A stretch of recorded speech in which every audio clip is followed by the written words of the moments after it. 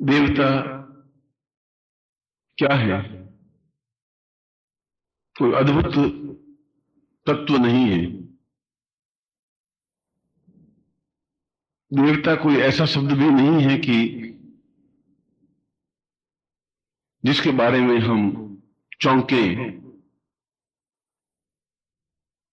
जिसके बारे में हम नवीन धारणा बनाएं।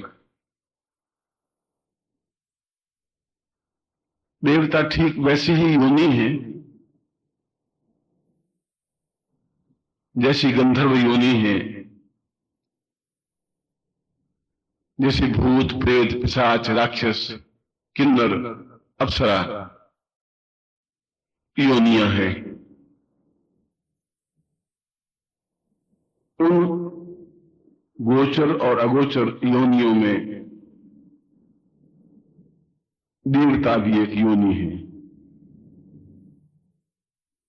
जो नहीं दिखाई देते हुए भी दिखाई देते हैं। वेदों में जहां देवताओं का वर्णन किया है, वहां कुछ देवता दृश्यमान हैं। अग्नि देवता, वायु देवता, सूर्य देवता, चंद्रमा देवता, जिनको हम नित्य देख पाते हैं। परंतु कई देवता ऐसे हैं जिनको हम स्थूल आंखों से नहीं देख पाते।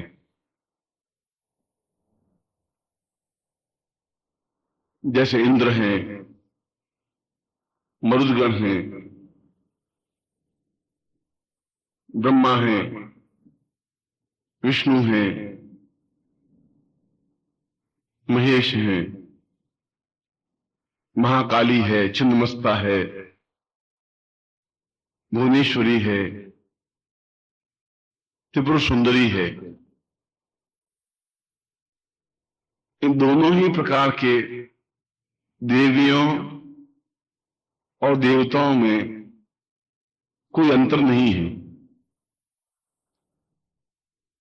अंतर है तो केवल इतना कि जब तक अंतःकरण में दीपक प्रज्वलित नहीं होता, जब तक अंदर ज्ञान की चेतना जागृत नहीं होती, जब तक आत्मचक्षु पूर्ण रूप से जागृत नहीं होते, जब तक कुंडलिनी सहस्रार पर जाकर नृत्य नहीं करती, तब तक उन देवियों और देवताओं को इन नंगी आंखों से देख भी नहीं पाते। ठीक इसी प्रकार से ऐसे अवतरित उच्च कोटि के योगियों को भी हम देख नहीं पाते, अनुभव कर पाते हैं कि यह 5 या 6 फुट का व्यक्तित्व है। यह अनुभव कर पाते हैं कि यह इतने वजन का व्यक्ति है। परंतु क्या ऐसे व्यक्तित्व का मूल्य वजन से, लंबाई से या चौड़ाई से किया जा सकता है? यह तो स्थूल आंख है, स्थूल नेत्र हैं, और वे नेत्र कुछ भी देखने में समर्थ नहीं है। जिस प्रकार से हमारे नेत्र ब्रह्मा को साक्षात नहीं देख पाते, विष्णु के साक्षात दर्शन नहीं कर पाते, रुद्र की अद्वितीय गतिविधियों को समझ नहीं पाते, तब तक इन नेत्रों के माध्यम से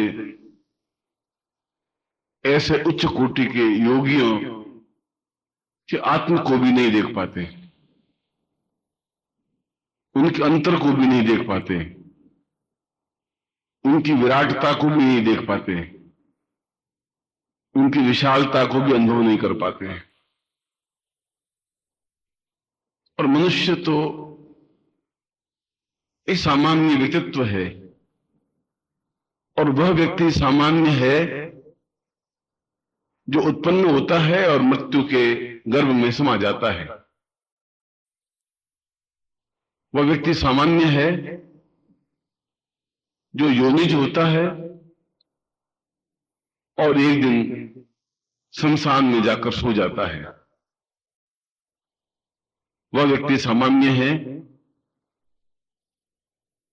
जो जन्म लेता है और उसे किसी प्रकार का कोई भान नहीं होता और निरंतर समाप्त होने की प्रक्रिया में गतिशील होता है। ऐसे मनुष्यों का कोई मूल्य नहीं होता। युग ऐसे व्यक्तियों का अभिनंदन नहीं करता। आकाश ऐसे व्यक्तियों के चरणों में अपना सिर नहीं झुकाता। पृथ्वी ऐसे व्यक्तित्वों के चरणों के प्रति नमन नहीं हो पाती, क्योंकि ये केवल मात्र व्यक्तित्व नहीं होते, अपितु संपूर्ण युग को समेटे हुए एक विराट व्यक्तित्व होते हैं, जिनको देखने के लिए, स्पर्श करने के लिए, अनुभव करने के लिए देवता गण भी तरसते रहते हैं।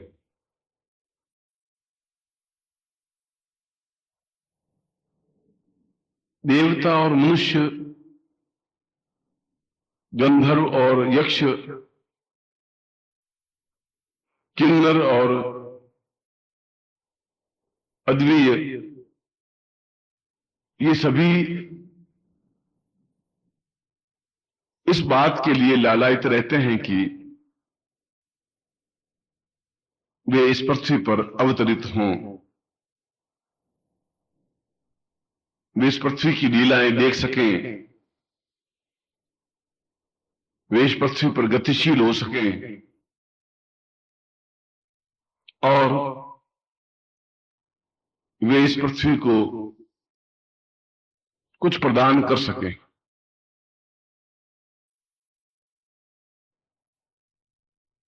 परंतु यह संभव नहीं हो पाता,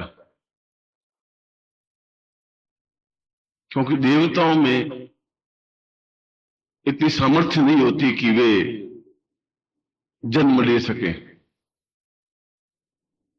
देवताओं में वह क्षमता नहीं हो पाती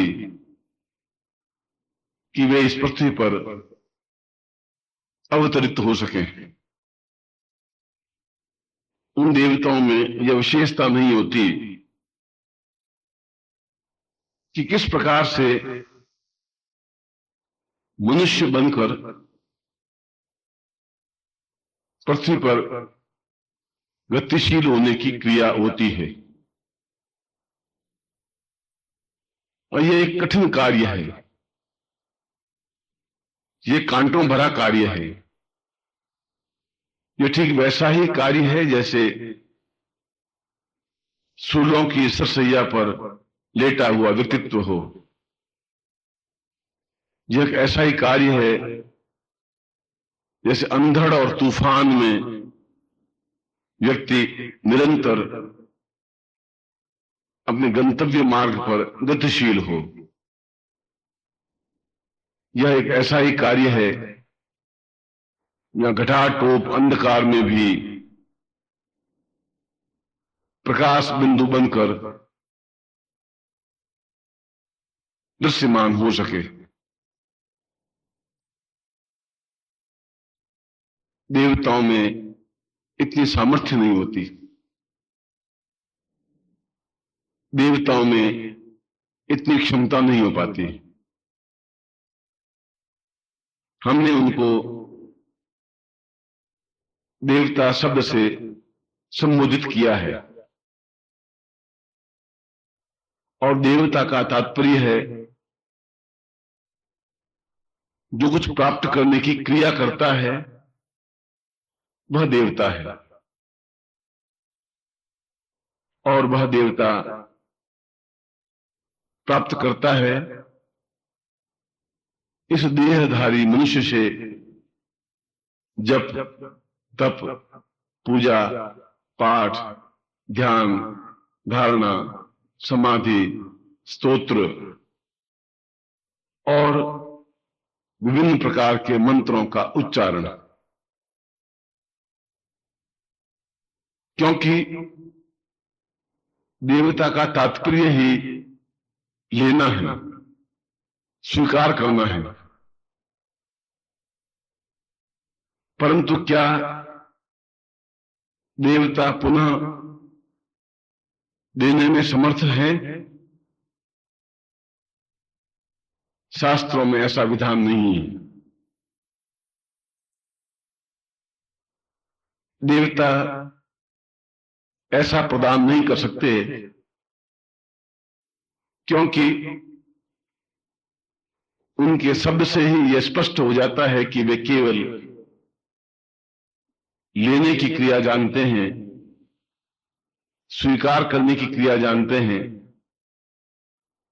प्राप्त करने की क्रिया जानते हैं, परंतु प्रदान करने की क्रिया का भान उनको नहीं होता। जिस उद्देश्य के लिए देहधारी व्यक्ति मंत्र जप करता है,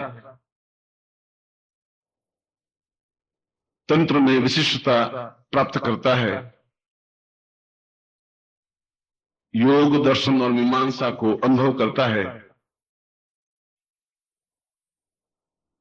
वेदों का उच्चारण करता है, पुराणों का अध्ययन करता है, श्रुतियों और स्मृतियों को समझने का प्रयास करता है,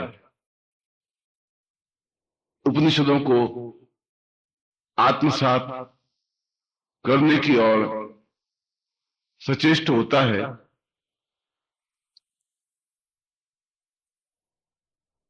इस प्रकार के व्यक्तियों को ये देवता कुछ भी प्रदान नहीं कर सकते, क्योंकि उनमें यह सामर्थ्य ही नहीं है कि वह मनुष्य को कुछ दे सके, कुछ प्रदान कर सके। जिस प्रकार से चंद्रमा स्वयं प्रकाशवान नहीं है, वह सूर्य के प्रकाश से द्युतिमान है। यदि सूर्य नहीं है तो चंद्रमा का भी अस्तित्व नहीं होता। यदि सूर्य नहीं है तो चंद्रमा की किरणें भी पृथ्वी पर नहीं छिटकती। यदि सूर्य नहीं है तो चंद्रमा भी दिखाई नहीं दे सकता, क्योंकि चंद्रमा का सारा आधार बिंदु सूर्य है। ठीक उसी प्रकार देवताओं का आधार बिंदु ऐसे उच्च कोटि के युग पुरुष होते हैं जो इन देवताओं से ऊपर होते हैं, जिनकी देवता अभ्यर्थना करते हैं, जिनकी देवता प्रार्थना करते हैं, जिनके सामने देवता हाथ बांधकर खड़े होते हैं। क्योंकि देवताओं की ज्योति, देवताओं का प्रकाश देवताओं के द्वारा प्रदान करने की क्षमता इस प्रकार के उच्च कोटि के ऋषियों और महापुरुषों के द्वारा ही प्राप्त हो सकती है।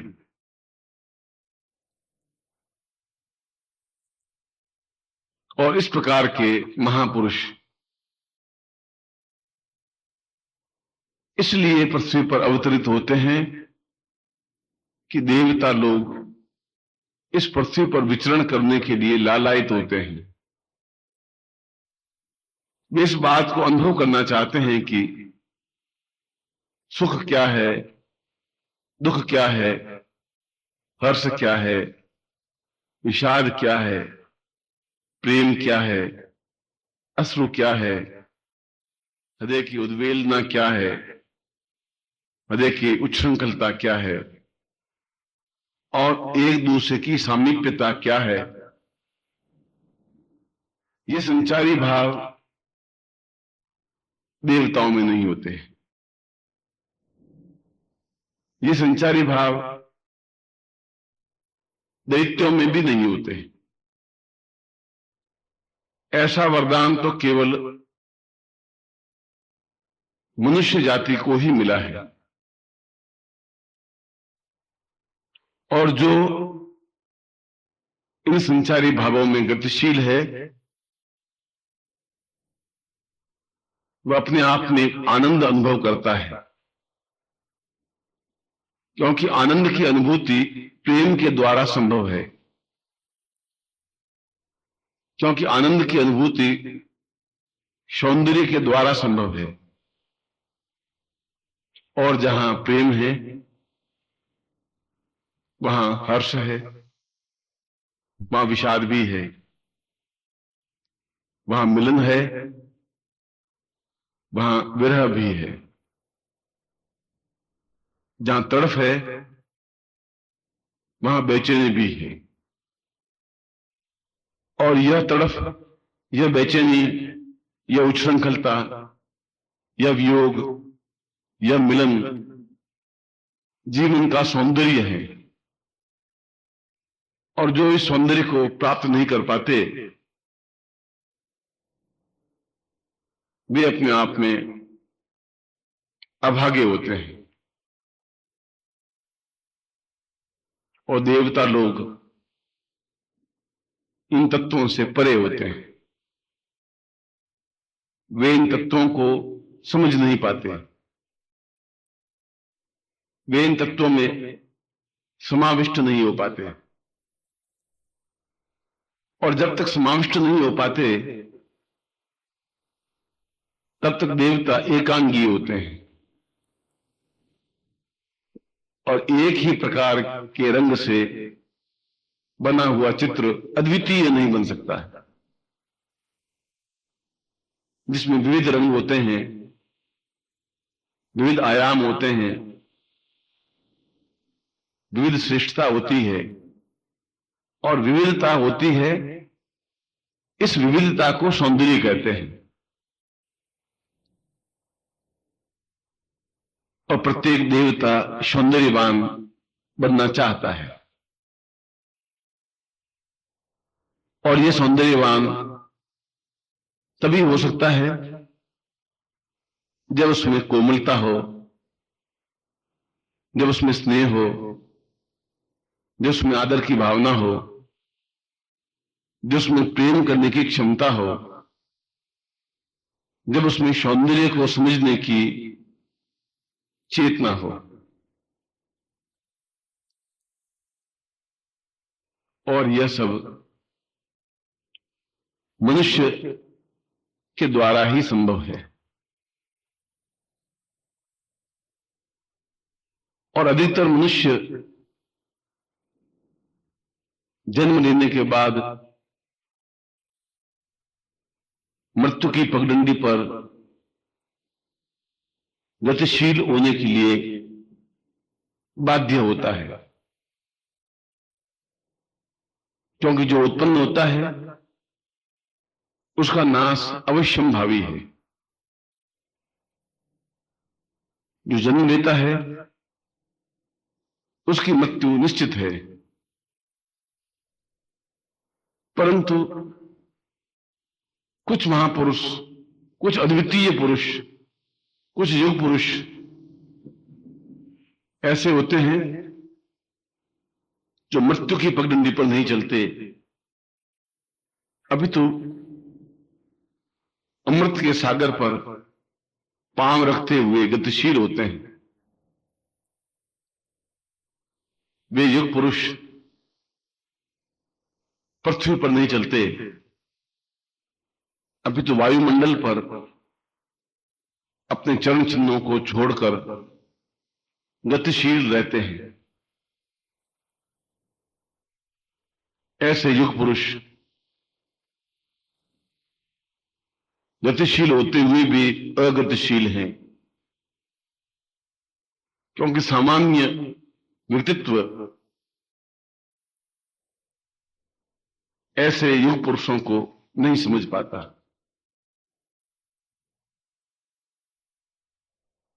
और ऐसे ही युग पुरुष अयोनिज कहलाते हैं। ऐसा लगता है कि जैसे किसी मां के गर्भ से जन्म लिया हो, ऐसा लगता है कि जैसे किसी मां के गर्भ में 9 महीने का वास किया हो। ऐसा लगता है कि जैसे किसी मां के उदर में वृद्धि को प्राप्त हुआ हो, परंतु ऐसा अनुभव ही होता है, वास्तविकता कुछ और होती है। उसके गर्भ में केवल उतना ही वजन रहता है जितना एक गुलाब के पुष्प का होता है। भगवान सदाशिव जब पार्वती को अमर कथा सुना रहे थे और जब उन्होंने डमरू का नाद किया तो सारे पक्षी, कीट, पतंग उस स्थान से सैकड़ों हजारों मील दूर चले गए। एक भी प्राणी वहां रहा नहीं, क्योंकि जगत जननी पार्वती के हठ की वजह से ऑर्डरदानी भगवान शिव उसे अमृतत्व का ज्ञान देना चाहते थे। उसे बताना चाहते थे कि किस प्रकार से अमृतत्व प्राप्त किया जा सकता है। उसे बताना चाहते थे कि किस प्रकार से व्यक्ति जन्म लेकर के मृत्यु के गर्भ में समाहित नहीं होता। उसे बताना चाहते थे कि किस प्रकार से व्यक्ति काल की दाढ़ों में नहीं फंस सकता। परंतु ऐसा ज्ञान प्रत्येक प्राणी को तो दिया जाना संभव नहीं है। तब तो इस सृष्टि पर करोड़ों करोड़ों व्यक्तित्व खड़े हो जाएंगे और पृथ्वी उन अवांछनीय व्यक्तियों के बोझ से दबकर रसातल में चली जाएगी। इसलिए व्यक्ति जन्म लेता है और पुराना होकर के समाप्त हो जाता है। और इसी उद्देश्य को ध्यान में रखकर भगवान सदाशिव ने डमरू का निनाद किया और उसके निनाद से, उसकी चोट से, उसकी आवाज से सैकड़ों सैकड़ों मील दूर तक देवता, गंधर्व, यक्ष, किन्नर, भूत, प्रेत, पिशाच, राक्षस, जीव, कीट, पतंग, पशु और पक्षी रहे ही नहीं।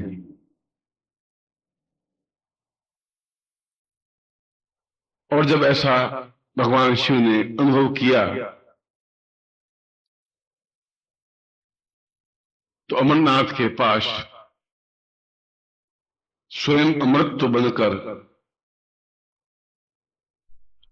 सदाशिव उस जगत जननी पार्वती को उस अद्वितीय ज्ञान को देने के लिए उद्यत हुए जिसे अमृतत्व कहा जाता है, जिसके माध्यम से व्यक्ति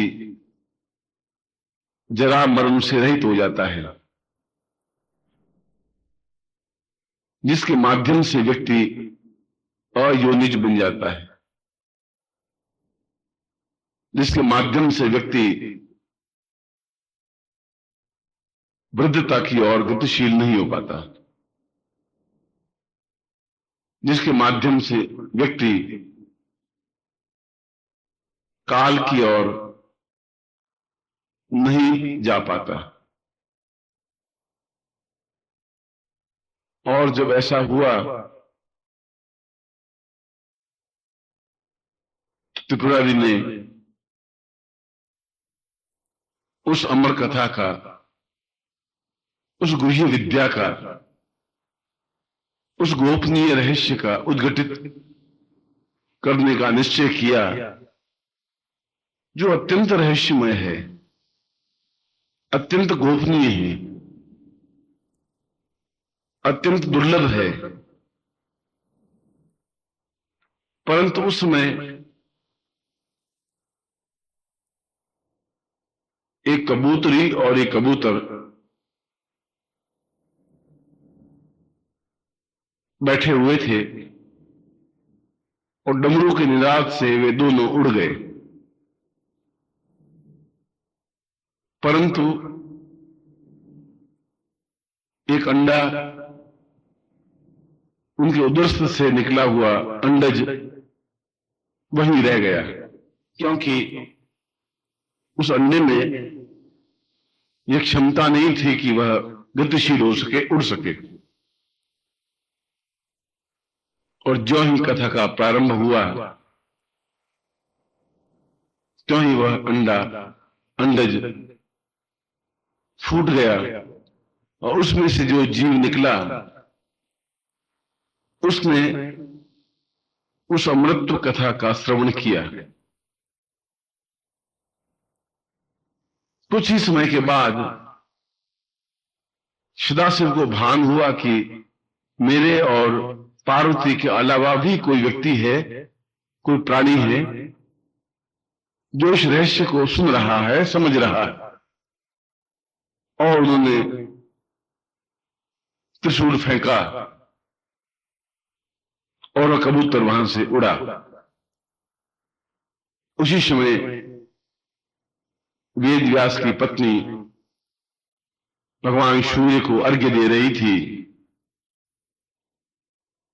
उच्चरित करने के लिए उनका मंत्र खुला था, उच्चरित करने के लिए उनका मुंह खुला था कि वह प्राणी उनके मुंह के माध्यम से उद्रस्त हो गया।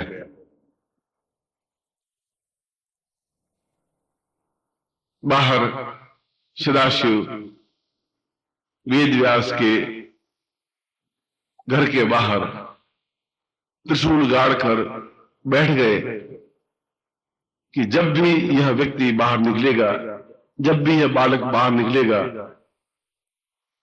तभी इसको समाप्त करना आवश्यक है, क्योंकि इसने उस गुह्य विद्या को समझ लिया है जो कि अत्यंत गोपनीय है। 21 वर्ष बीत गए, बहुत बड़ी अवधि है। अंदर जो कबूतर का शिशु गतिशील हो रहा था, उसने मां को पूछा कि अगर मेरे भार से तुम व्यथित हो रही हो तो मैं बाहर निकल सकता हूं। भगवान सदाशिव मेरा कुछ भी अहित नहीं कर सकते, क्योंकि मैं उस अमृत को समझ चुका हूं। वेद व्यास की पत्नी ने कहा कि गुलाब के फूल से भी कम वजन मुझे अपने पेट में अनुभव हो रहा है। ठीक उसी प्रकार जो अवतरित होते हैं उनकी मां के गर्भ में भी कोई वजन अनुभव नहीं होता, उतना ही वजन होता है जितना कि एक गुलाब के फूल का होता है।